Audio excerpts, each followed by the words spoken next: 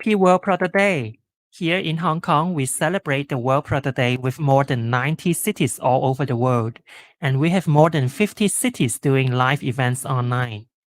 Check these out at worldproductday.com and pick any interested topic shared by the ProductTank team of our neighborhood cities. Today, we are honored to have Wendy Tam to talk about how we shall embrace the new normal in product management. Wendy is an independent advisor and consultant to tech product companies.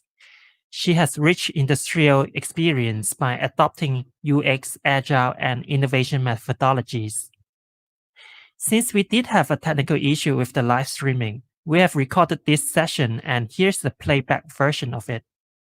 Before we hand this over to Wendy, let's watch this amazing video created by the Mind the Product team to celebrate our World Product Day 2020.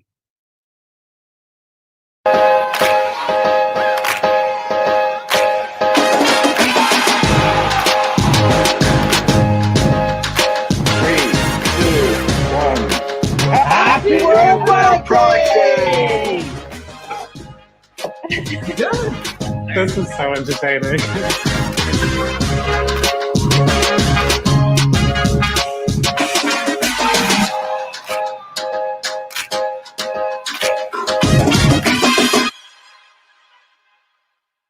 Well, really, we're just starting, so we are really talking about what happened when the breweries need to stop the business because of the lockdown, and what happened is when you cannot open for business, especially for the breweries, you have expired beers, and what do you do with that?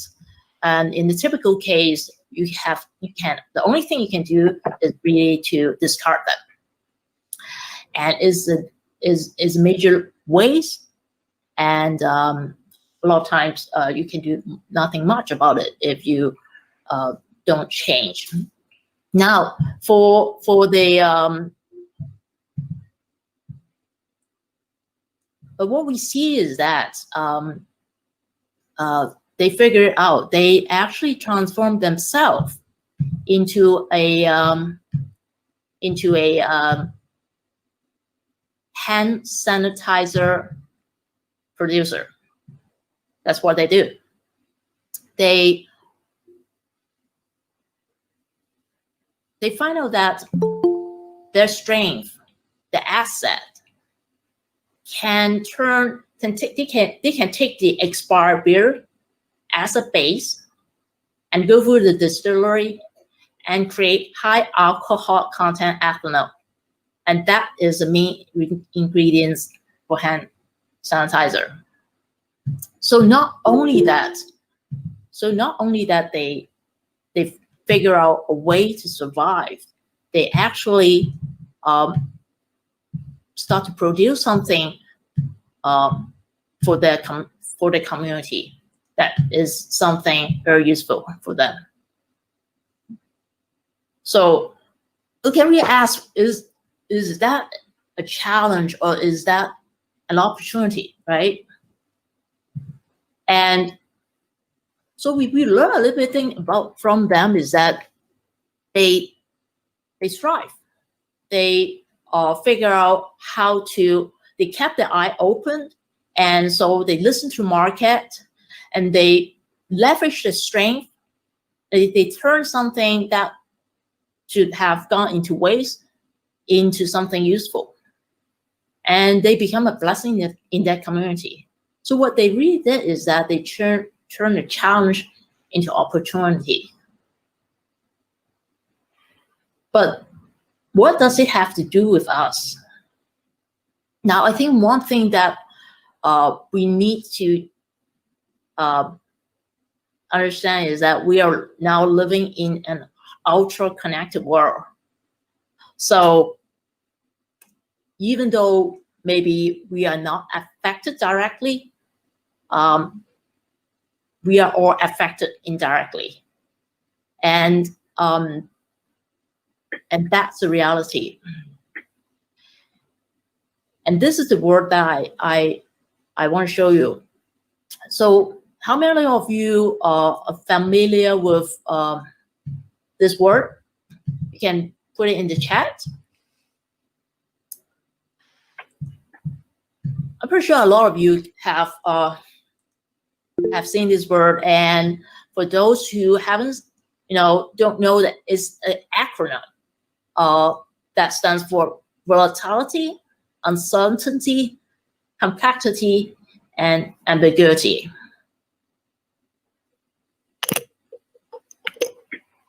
And what is so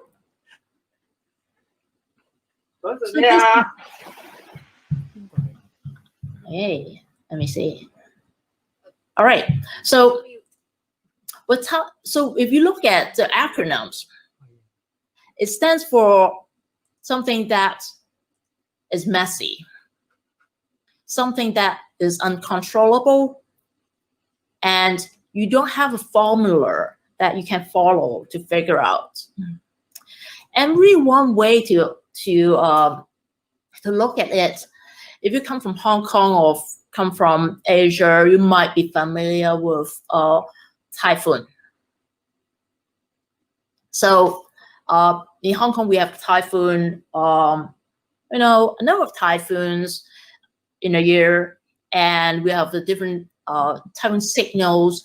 So you have that expectation whether it's a strong typhoon, whether you need to stay home or not.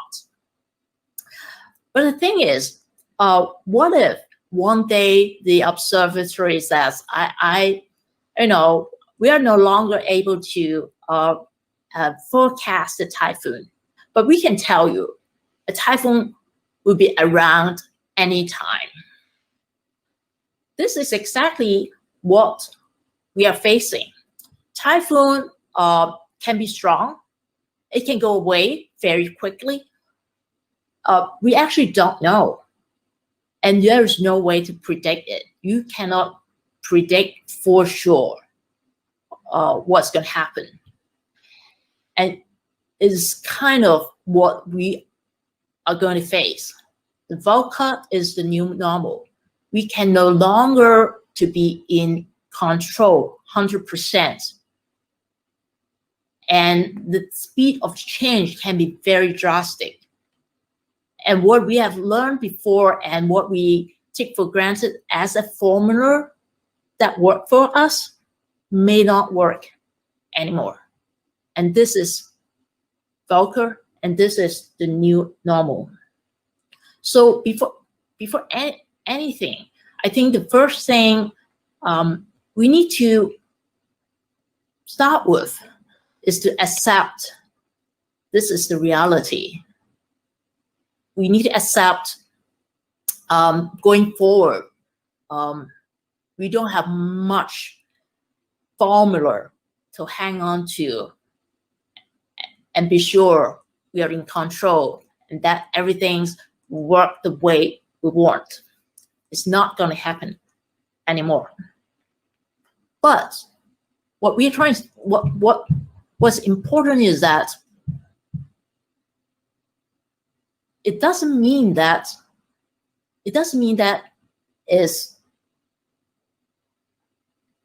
we cannot do anything about it.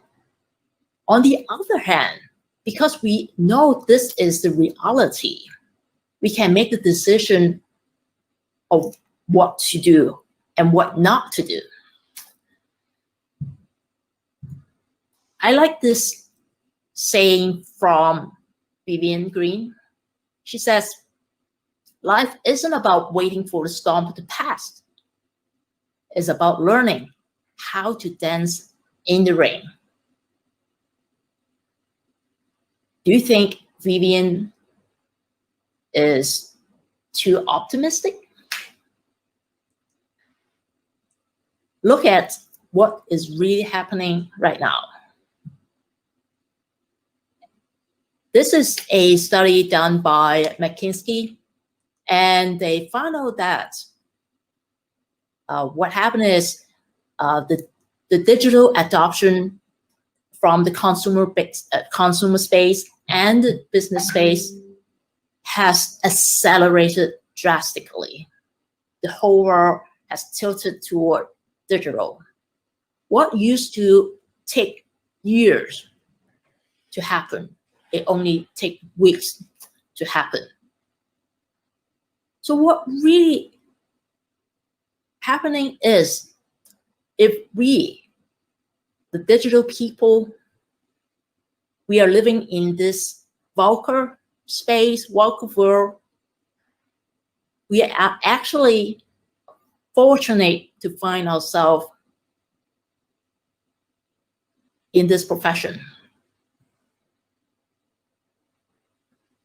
And this is my thesis of this talk.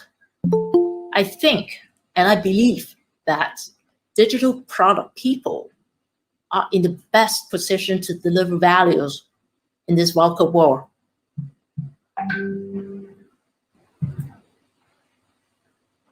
And it's you. And you are in the best position to deliver values in this VUCA world.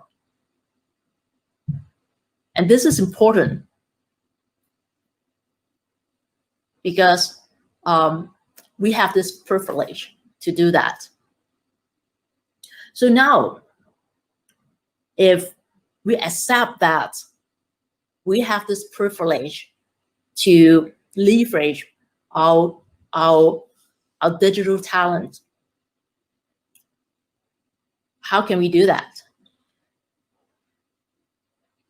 What I'm going to offer is 3 lenses that we can look into our world and choose to take some actions that change our perspective and make us more ready for the new world, for the new normal. So the name of these 3 lenses are customer centricity, alignment, crossover with agility, and purpose and value.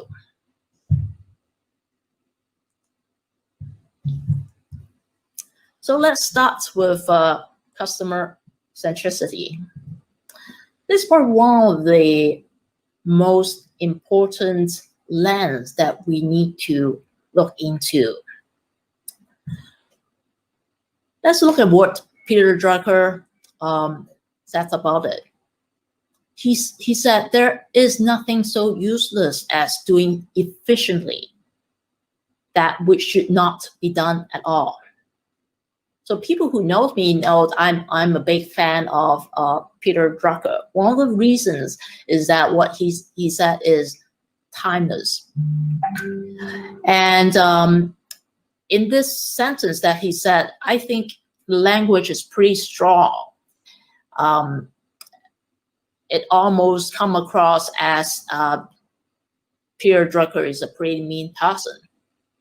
But what my feeling, my take on this is that no, I think it deserves a strong language because it's something that is very dangerous, and we need to be very careful.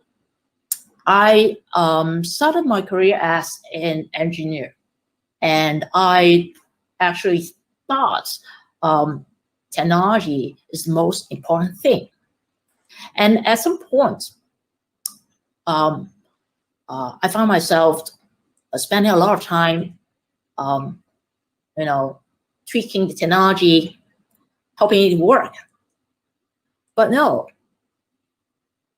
that's not the right thing to do, because if I didn't know what my customer is, there's really no point just keep working on the solution.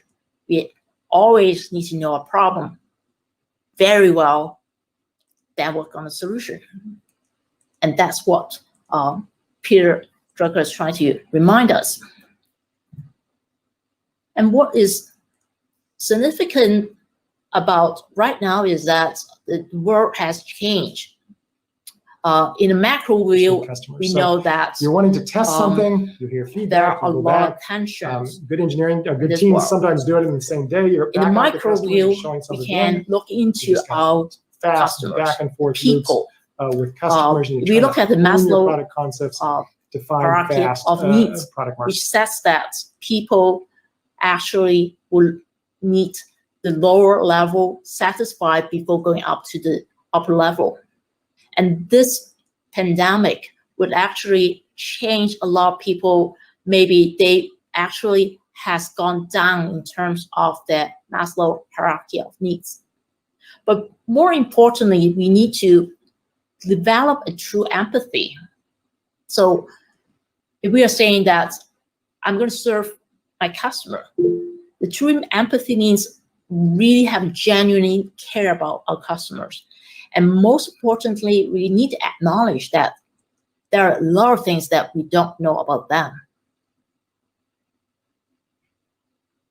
And one of the hardest things to figure out is what we don't know, we don't know.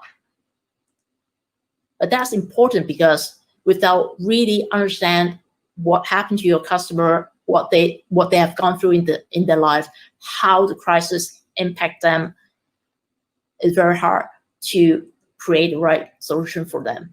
And it is not just for a so-called solution from the B2C space, it also applies for your customer from the B2B space. Now, that's a function silo. I think it's time for us to tear down.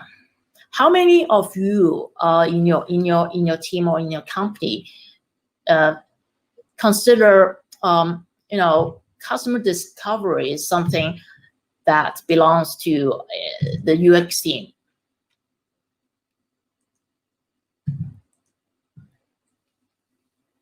You can put it in the chat so I can tell.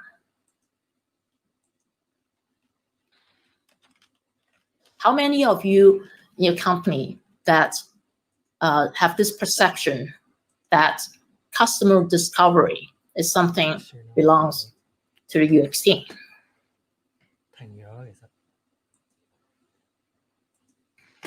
Right.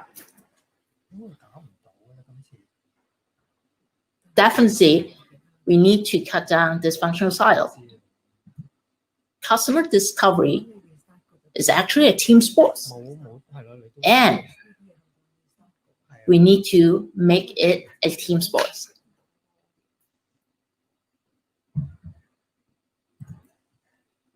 So if you are a product leader, it would be your responsibility to let your team to meet the people they're helping.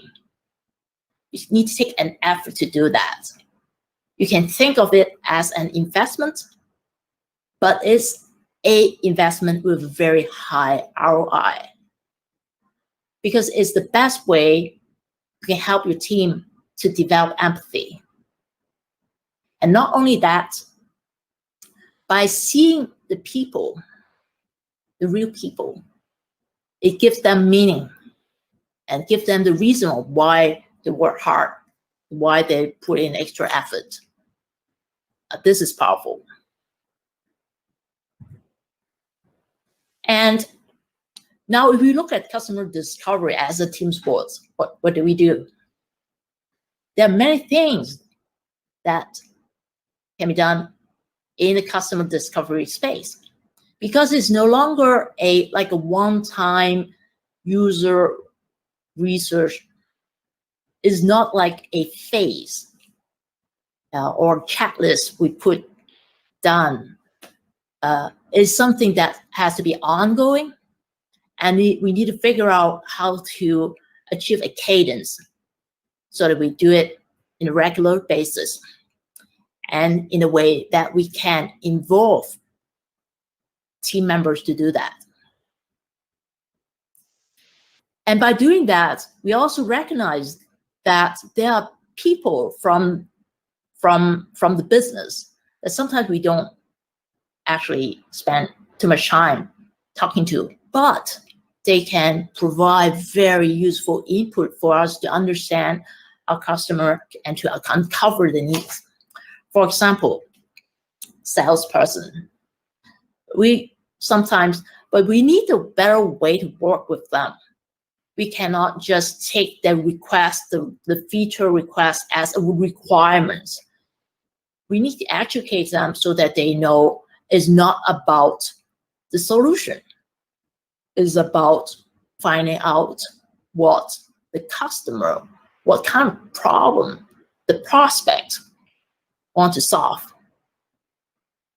And we can spend more time talk to our customer success people, the customer support people, because they have the best view of what is really happening, what's going through our existing customer, what kind of pain point they have when using our products. And I've heard that one of the best way for the product team to learn and to develop empathy for the customer is to put them in the customer support team. It's like a roster. So they need to come in and spend some time, ask the customer support person. They will be the one to actually need to answer the customer questions. And they will have a whole different perspective of who the customers are and what they are going through. And one point about the role of the UX team, if we believe that customer discovery is not a one-off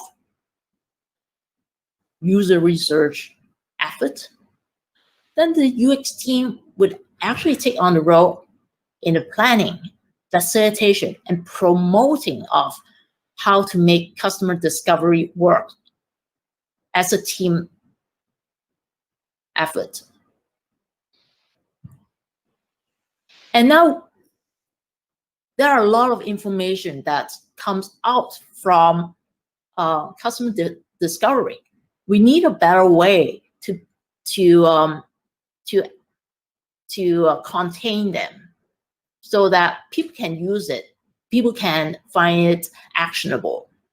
One of the ways to do it is by using a lean kind of persona with job stories.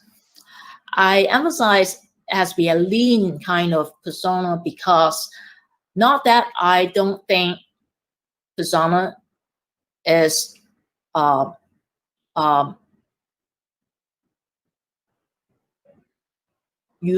useful. A lot of people right now they may have this idea that, oh, persona doesn't work anymore. But for me, I think persona still work because persona, in a way that persona give a character to the story. And sometimes when we communicate with our team member, it's so much easier if we can have a character to go to. Say this person is Dennis and he represents some kind of archetype of the people we want to serve. But what we have to be very careful is not to go too far with the persona as to make it like writing a fiction story. We have seen some, there are people that describe persona gone down to very tiny details about how they're brought up and all those things. This is not important. And we use something we call the job stories to really to encapsulate the jobs to be done, the customer pain. This allows us to know exactly in what situation, why that person wants this certain thing, and what's the outcome. So with that, the customer discovery is a team sport, and it can start to have something model in an outcome that people can use the job stories, the lean persona. So it comes to our second lens, which is alignment cross over with agility. A lot of time we talk about agility, but we need to talk about alignment and agility together. They need to go hand in hand. Because what's alignment? Alignment says that if we are talking about in the context of a product team, a number of people work together on the product, it really means that we are a team of people that we have arrived a consensus of where we want to go and how we want to get there. So we are aligned. We are not going to different destination. We are going after the same destination.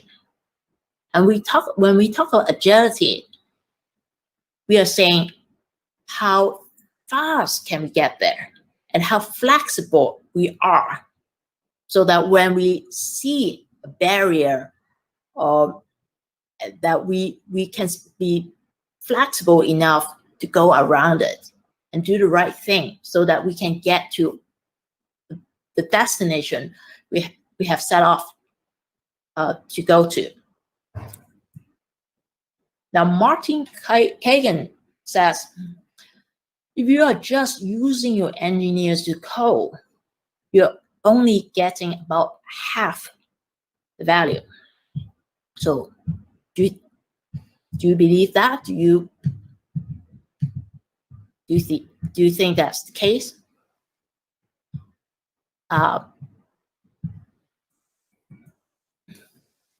This is the other functional silo that is time to tear down.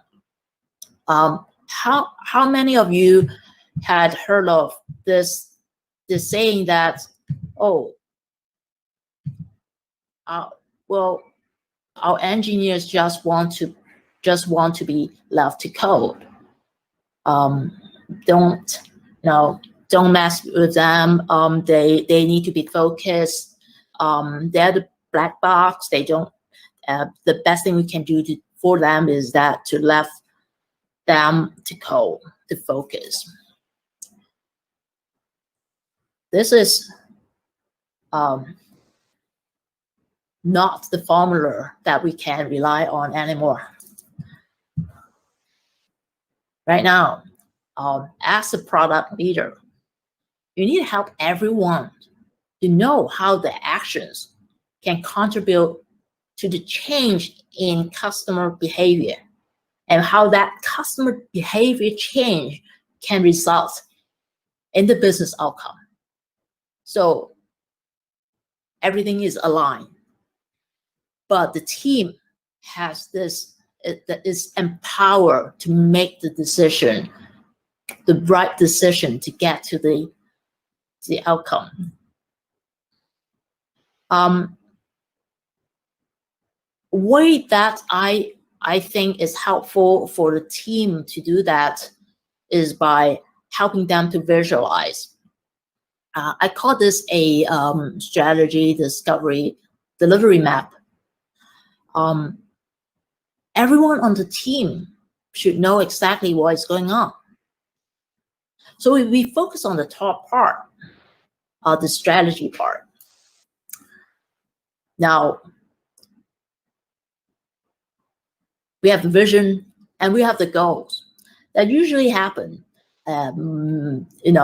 Very few product teams would not have a goal.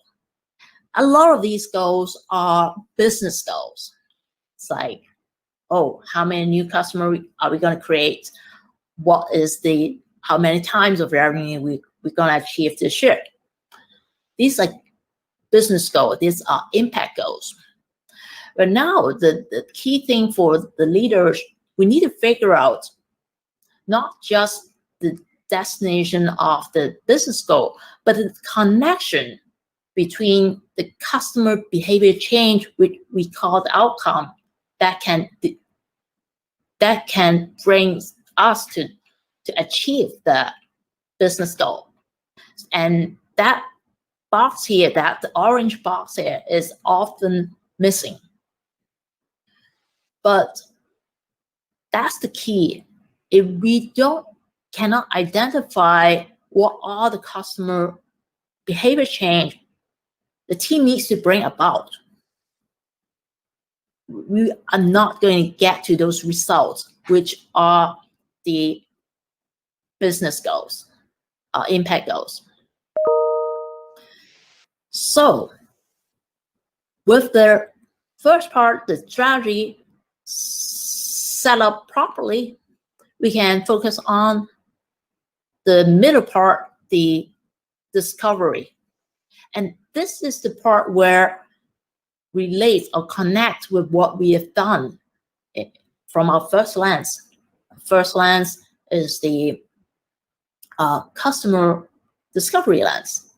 Remember, the entire team would participate in the customer discovery cadence. And what they uncover are some job stories which reflect the pain point or the desire of the customer. And the team can actually start to investigate which opportunity that they should pursue and which opportunity needs to be validated. Or maybe they have some ideas, whether that ideas would constitute to opportunities. This is the part that the team actually would think about what is true or what is not true, or what needs to be validated. And all this activity goes back to the customer discovery effort. And it's a very dynamic kind of investigation. And we actually even want to make it fun for the team so that the team has something to look forward to.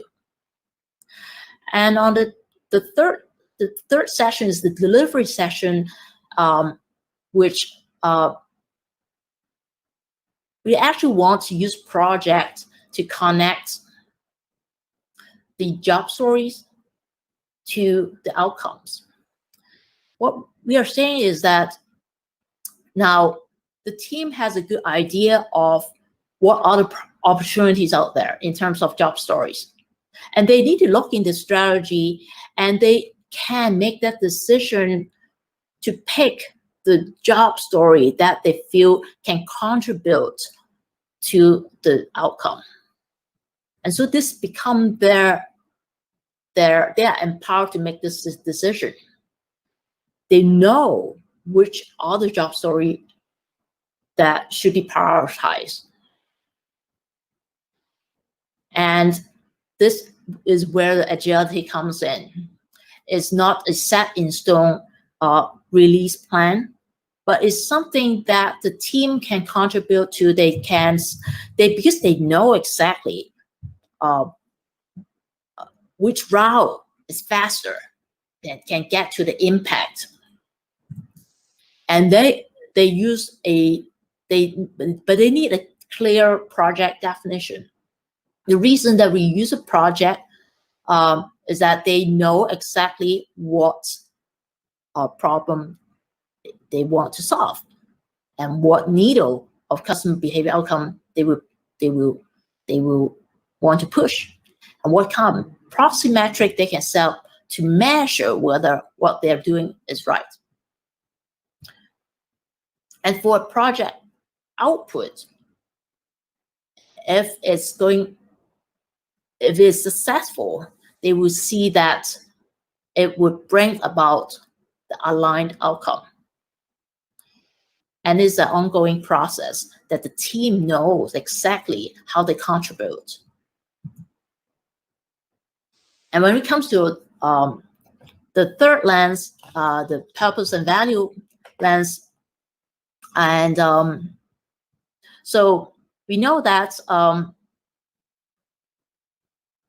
when we talk about purpose, or vision, is really when a team of people in the product team, they come together, they're really signing up for a common destination.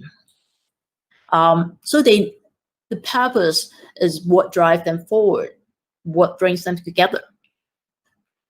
But we also need to share a same kind of core values so that we can collaborate. And this is where core value is important. So this is a true story. In the early days of Amazon, they were working on their checkout process, and a engineer has this idea. He realized that, we know our customer, we have the database, we know what they like. How about in the checkout, before they make the payment, we give them some suggestion of what they might like. This kind of recommendation, so they might purchase more. So this is the idea. But immediately there are two camps of opinions. The first camp says, hey, great idea. I think is great because we can use our data. We can develop a recommendation algorithm for that. No problem. It's great. But there's another camp of opinion. Actually, it's coming from the business side. It says, well, we have spent so much effort to make our checkout process frictionless. So how come we're putting in an impediment in between the customer and the checkout? So actually, business people said no. And if this story happens in a lot of different companies, it might really is the end of stories. It's a no. But in Amazon's case, that engineer actually say, "Oh wait, we'll just do an experiment." So it's essentially an A/B testing. End result is overwhelmingly support the engineer's idea. The checkout, there's no effect on the checkout experience, and they actually is good business. So what? And afterwards, and if you look at the Amazon principles, one of those is that bias for actions. It becomes one of Amazon's leadership principles, and it talks about how to that the team are encouraged to just do it. If it's a two-way door, is this idea of the two-way door that something can be reversed, then just do it. Don't need to spend so much time to debate. Just do it. If it doesn't work, reset it. It's fine. Right. So for us, I think the question is, the first lesson is really, have we made it safe to fail? It's easy to say, hey, there are a lot of new ideas that we should do it, and we can just do experiments. But have we thought about how to make it definitely safe? It's like no one is going to jump over a cliff if there's a chance they would hurt themselves. It's just not going to happen. So I like this idea of the foam pit. You see this guy, they can do some crazy move and all that because there's this foam pit.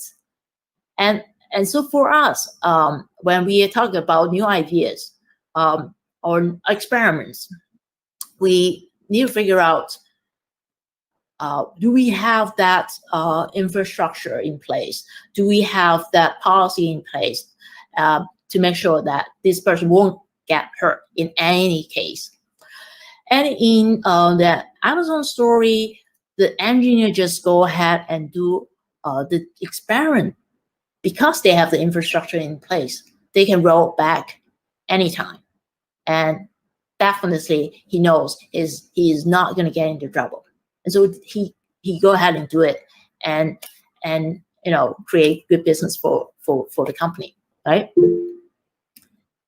And it's not just technology, but study has showed that if you want a high-performing team, you need to give them psychological safety.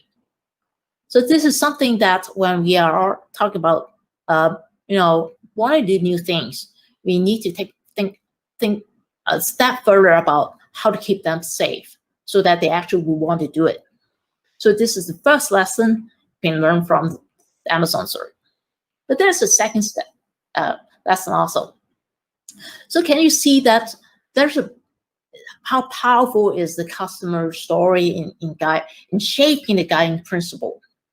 If we have vision, principles, values in nice poster, but no one actually relate to that, what's good are those? And a better way is really to make time to collect these company stories, because they are real story. They're reflecting what people are going through in their life when they build a product. And after a while, we might see a pattern emerge, and that will become a value. And then we can, just like Amazon, we can solidify the value, and then we'll say, this is what we believe in, this is the right thing to do. And why is that more important than ever to do that? It's because we are everywhere. I mean, your team works everywhere. We might never work under the same roof, but we need a way to know that what's the right behavior. How do we do things around here? And after the pandemic, is like almost certain that we'll have more remote team than ever. And this is why we need to act on our values, on our guiding principles as well.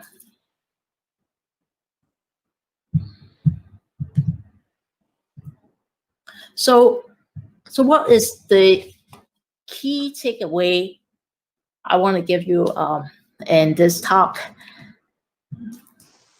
Is that the world needs you more than ever.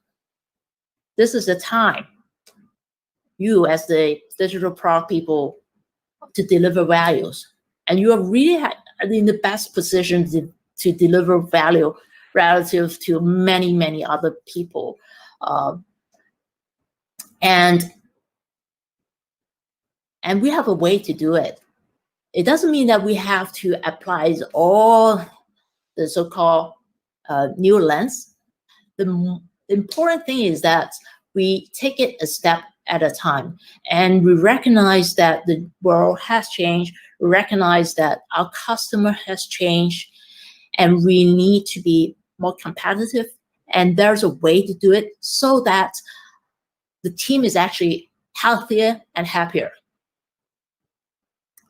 So, thank you for that, for joining the presentation, and I'll be very happy to stay in touch with you, and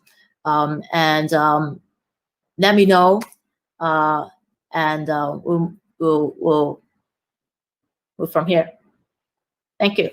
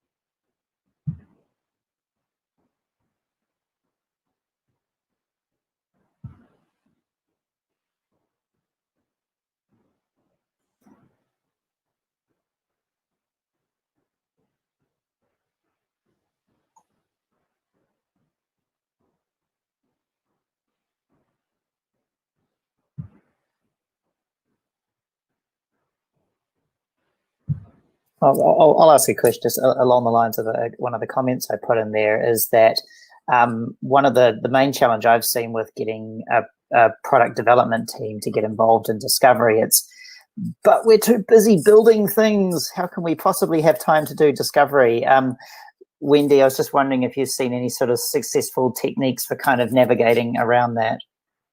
Yeah, I think it's typical because a lot of us, we have this illusion of busyness. If we are busy enough that we are doing something, and if we are doing something, we will see some results.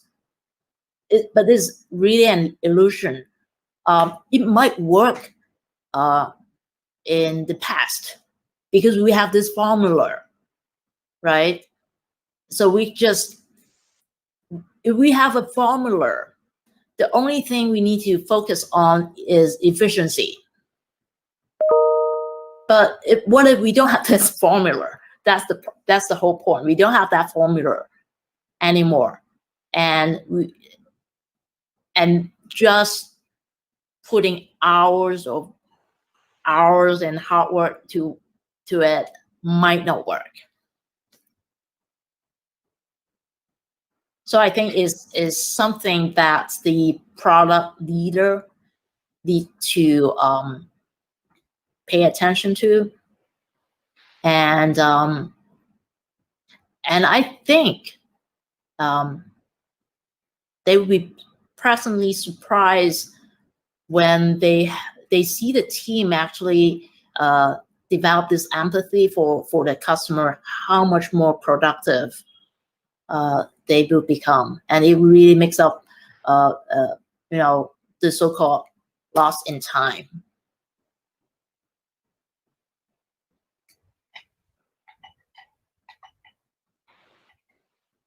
Yeah, I think to add to that, I think that before any project starts or any development starts, there should be customer research that's done just as part of discovery, right? You can't really afford to start building without knowing what you're going to build and why you're building it, right? These are some of the key things. Sorry, I got a little echo in my background. Sorry.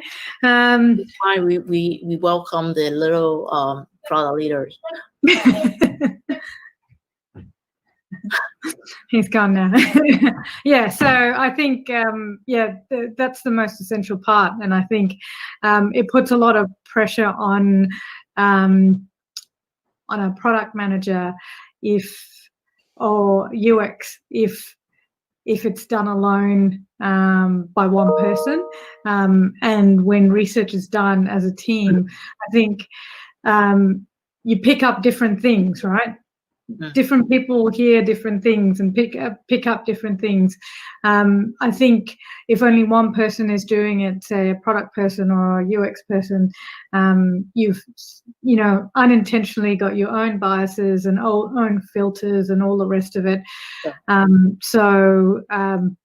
There's less of an engineering team then coming back and actually being able to quote customers, particular frustrations of a customer or an experience. I think that's the real value when you actually see an engineering team who are able to quote what a customer said about something. Then they've developed real empathy, right? Exactly. And they want to do it. They absolutely want to do it. Yeah. And if you talk to UX professions of UX designers, sometimes they would they spend a lot of time thinking about, how should I convince people, right? So that they understand that insight. Sometimes it's really hard. I mean, but look at it this way. If we have the whole team of people that they involve in this customer discovery. So it's not like they are sitting in the back just kind of listen to this persuasion and see how valid is this the rationale, and then to decide whether to accept or not to accept it. They won't spend the time that way. They will actually, because they're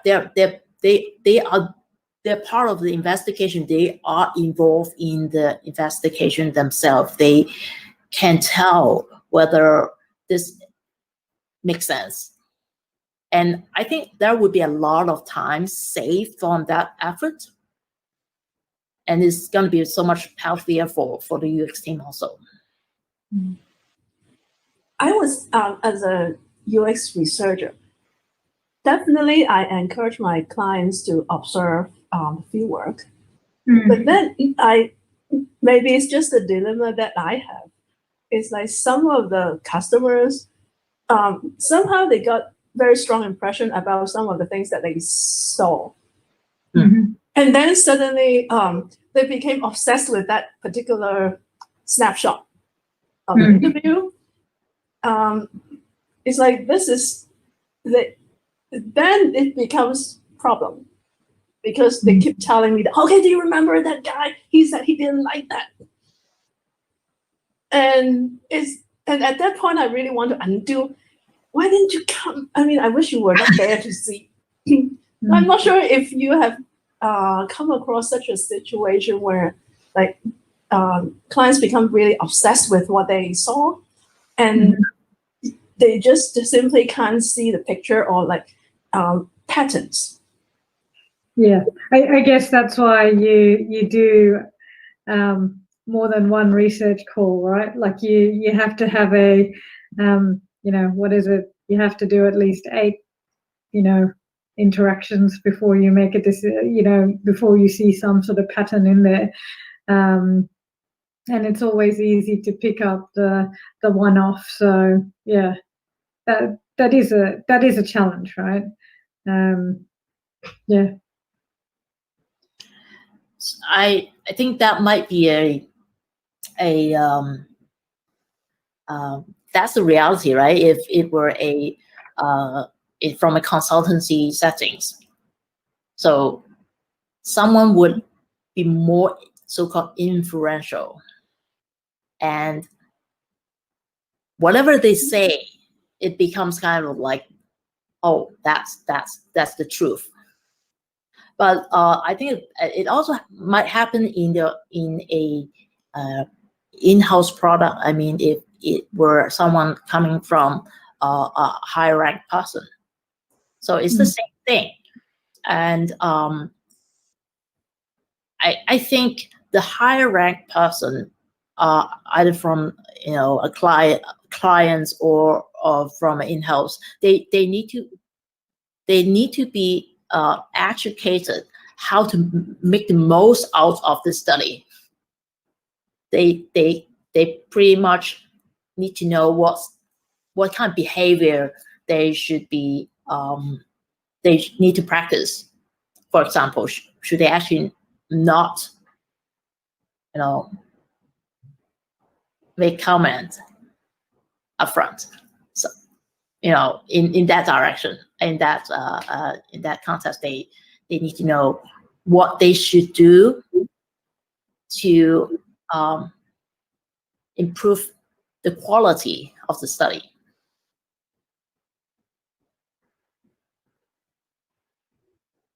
I do think there's a fine line between, like,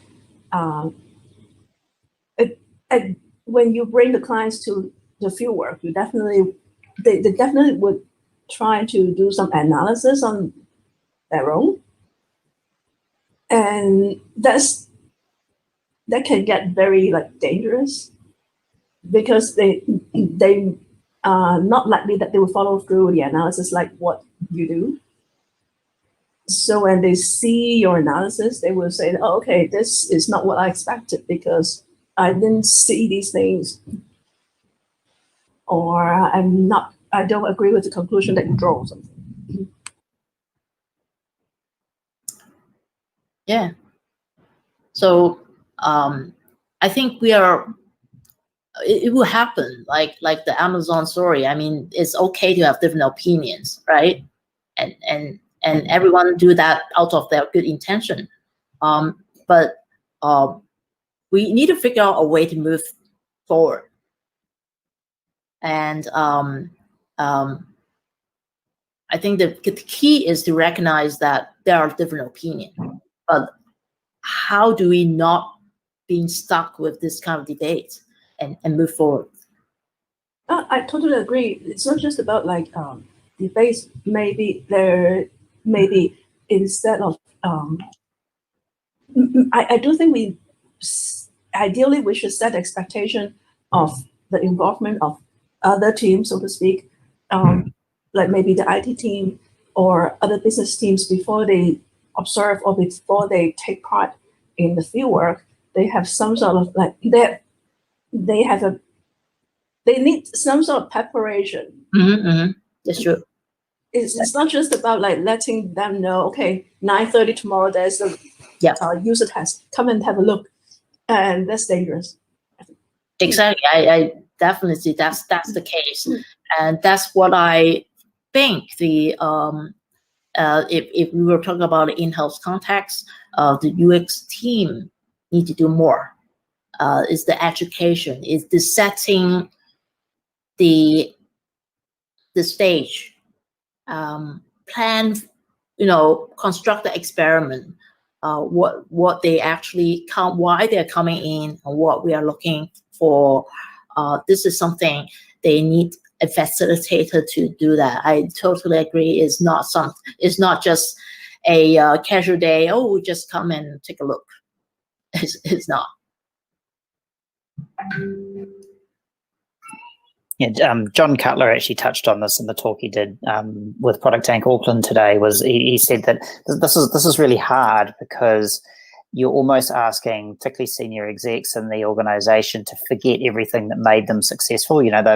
They hit upon something that's built the company to where it is right now. So you're able to conduct this research.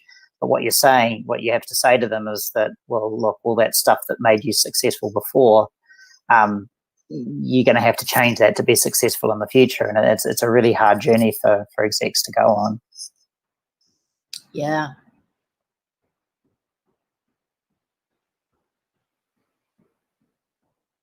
This is a reality. Yeah. You've sort of got a combination. You've got confirmation bias, recency bias, and hippos, and just it's a fun combination to work with. Yep. And that's why when we talk about the customer discovery, we talk about what's the true empathy is not something that we thought we know. I mean, we can easily fall into this trap. And sometimes we need reminder, and a team is if we have a team and if we have the cadence of doing that, I think it's better off for the team, because it's not like pointing out to a person that, hey, you're wrong.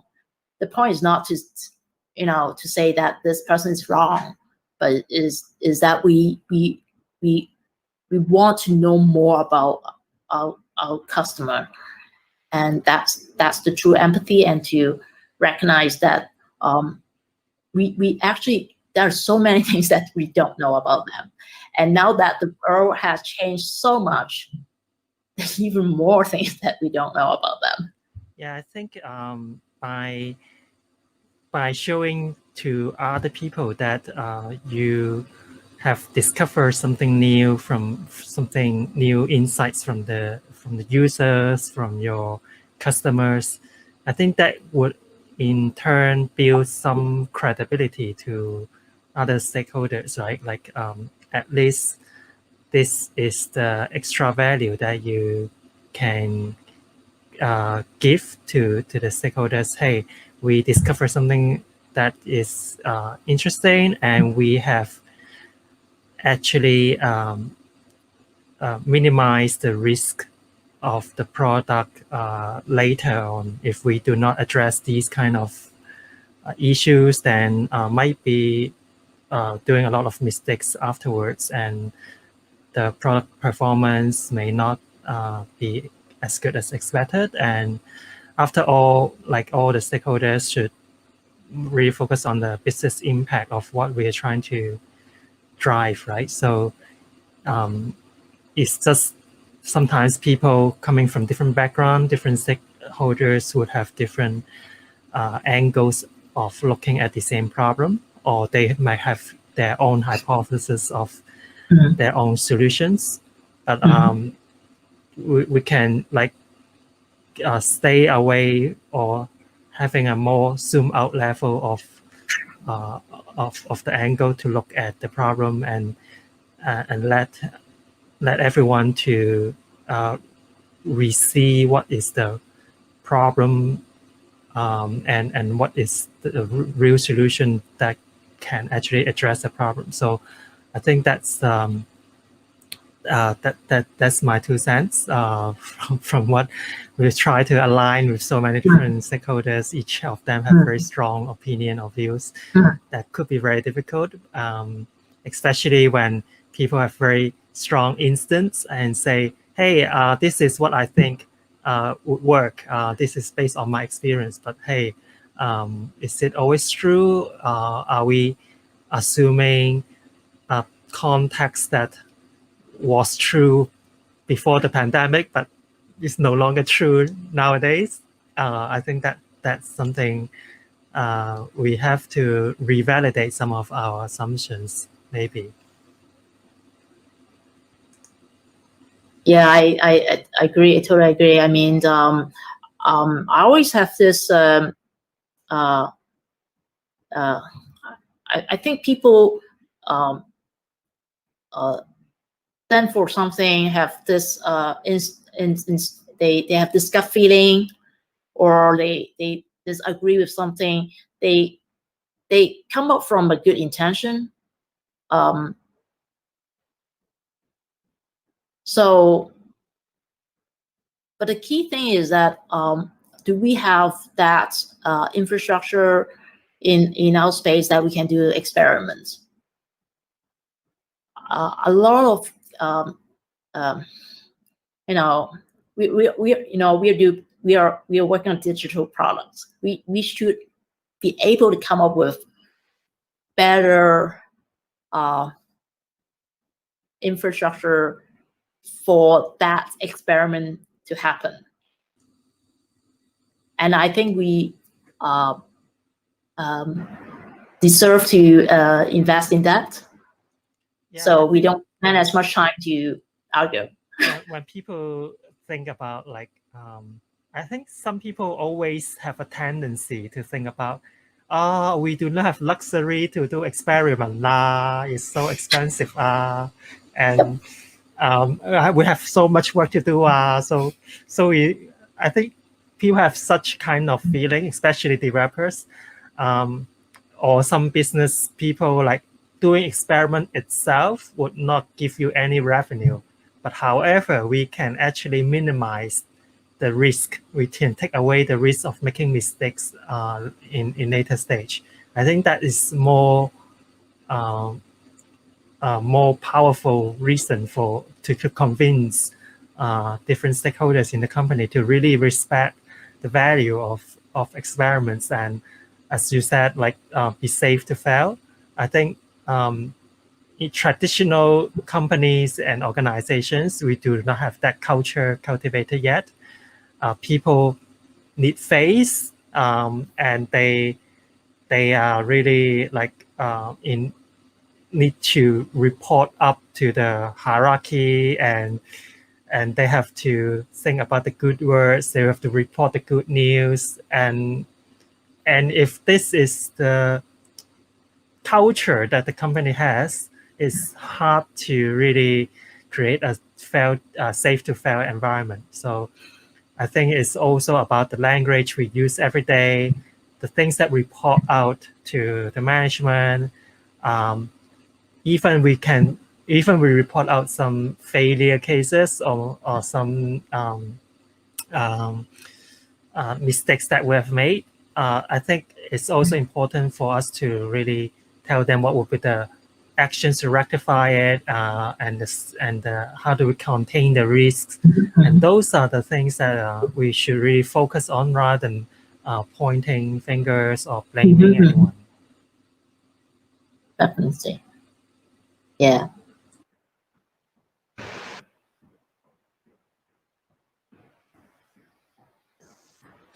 Cool. Conscious of time. Sorry for all the technical issues that we had earlier, but this session has been recorded locally, so I will work with the Mind the Product team and see if we can replace the recording back to the original YouTube stream and see, like, just to keep a record of the great presentation that Wendy has given. And Thank you. yeah, hopefully we are not sure about the next events yet. As usual, Abby and I are just volunteers. We are not paid employees of Mind the Product. We have our own day job as well. So we are just passionate about product management and to build up the community here locally in Hong Kong. So if any of you are interested in helping us to organize events like this, and hopefully in a few weeks' time we can resume some physical meetups, then if you have resources or like venues to lend out for us to host events, or if you have great connections with speakers who have valuable insights on any product management related topics,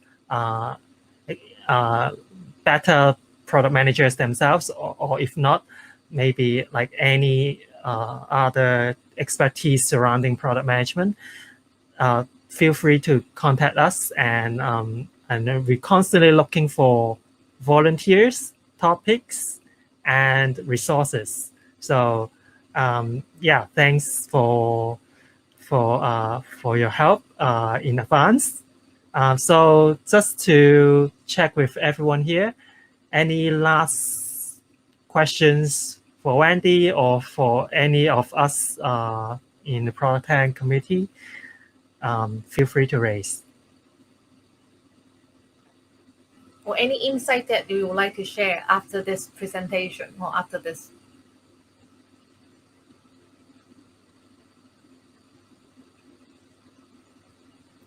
Thank you everyone for staying until the last minute. I can still see lots of people still online. Yeah, so 9 people are still there. Yeah. So yeah, I think hopefully we have more closer contact with each of you in the next meetup when we can resume physical meetups. And as always, thanks for attending, and please also keep spreading the word of ProductTank and celebrate the World Product Day by watching the other great live streams of other cities.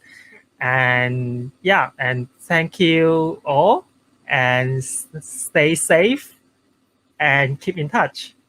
Thank you everyone. Thank you. Thank you, Wendy. Thanks, Amanda. Thanks, Wendy. Thank you, Anthony. Thank you, Anthony. Thanks, guys. Thank you, Bye. Joanna. Thanks. Bye. Bye-bye. Take care. Take care, everyone. Thanks, Ada. Bye-bye.